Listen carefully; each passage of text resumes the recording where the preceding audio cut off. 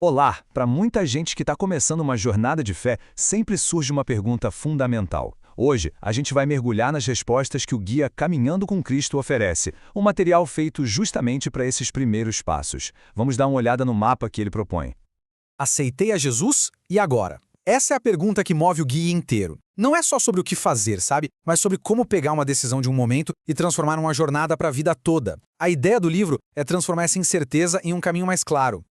E o primeiro grande insight do material é exatamente este. A conversão não é a linha de chegada. Pelo contrário, é o ponto de partida. O texto enxerga essa decisão como o início de um processo, de uma transformação que vai acontecendo com o tempo. A palavra-chave aqui é processo contínuo. Pensa assim como uma semente. A decisão inicial é só o ato de plantar.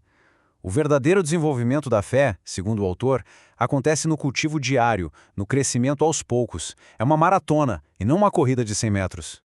E para sustentar essa jornada longa, o guia aponta para essa promessa como se fosse a rocha, a base de tudo. É a garantia que alimenta a caminhada, a crença na vida eterna. Essa esperança é basicamente o combustível para todos os outros passos que vêm pela frente. Com a promessa estabelecida, a pergunta fica mais prática. Tá, mas como se constrói essa fé no dia a dia? O guia foca em duas práticas pessoais que são vistas como os pilares de todo o crescimento espiritual. E aqui estão eles, os dois pilares, oração e a palavra. O mais interessante é como cada um é definido. A oração não é um monólogo, uma lista de pedidos, mas um diálogo, uma via de mão dupla. E a palavra não é só um livro de regras, mas uma bússola, uma ferramenta para ajudar a navegar pela vida. Aprofundando um pouco mais na oração, o material reforça que a maior força dela não está em falar, mas também em ouvir. Ela é descrita como um espaço para alinhar o coração e encontrar paz, transformando a ansiedade em confiança, principalmente naqueles momentos mais difíceis. Já para a Bíblia, a metáfora principal é a da luz.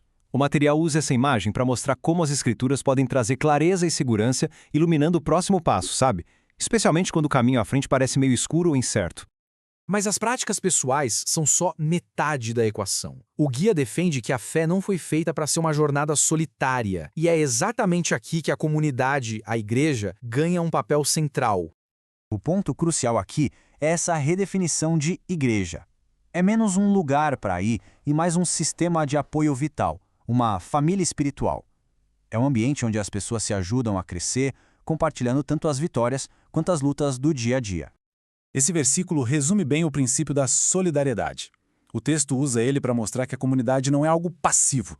Existe uma responsabilidade ativa de levar as cargas uns dos outros, de se envolver e apoiar de verdade quem está do lado.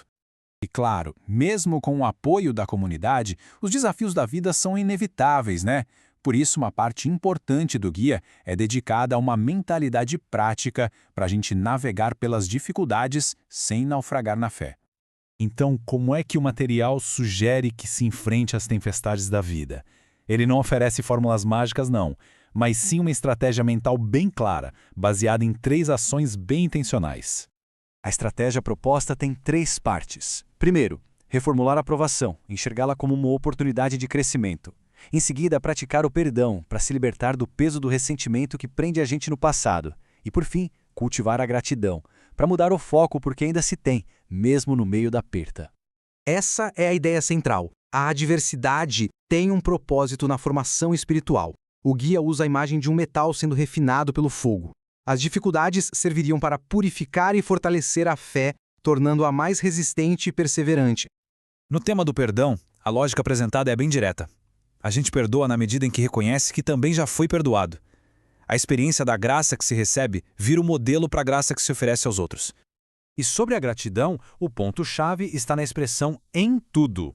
O guia coloca a gratidão não como uma reação aos bons momentos, mas como uma disciplina constante que redefine ativamente nossa perspectiva, não importa quais sejam as circunstâncias. Bom, uma vez que essa mentalidade interna é fortalecida, o guia avança para o que seria o estágio final da jornada. Como essa transformação interior transborda para o mundo lá fora, em ações com propósito. Estes são os objetivos finais, as expressões de uma fé que amadureceu.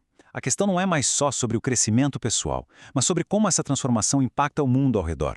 O foco se volta para o serviço, para espalhar esperança e viver de forma generosa.